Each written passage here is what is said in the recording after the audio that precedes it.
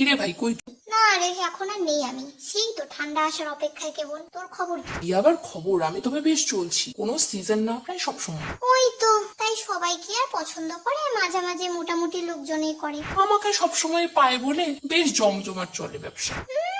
ওসব কিছুই না। ব্যবসা আবার তোর জন্য জমজমাট হতেই পারে না, বরঞ্চ সবসময় পাওয়ার মূল্য হয় না, সেটা মূল্যহীন। ওই সময় সময় থাকার চেয়ে সবসময় থাকার মূল্য কি কেউ দিতে পারে নাকি? অবশ্যই পারে। হঠাৎ সময়ের মধ্যে পেয়ে যাওয়া কিছুর মূল্যটাই পারে মানুষ করতে, আর যা সবসময় পায় তার কোনো মূল্য দেয় না। বেশ বেশ, তুমি জ্ঞানী, আমি মূর্খ।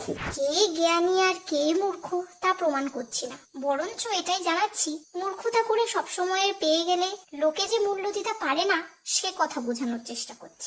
দরকার নেই তোমার এই সুজ্ঞান। ওই তো, সবসময় তোকে পেয়ে গেলে লোকের মনে আর তোর জন্য কোনো প্রকার কোশ্চেন থাকবে না, সেই সুযোগটা নিয়েই শেষ হয়ে যাবে তোর মূল্য। Please like, comment, share and subscribe.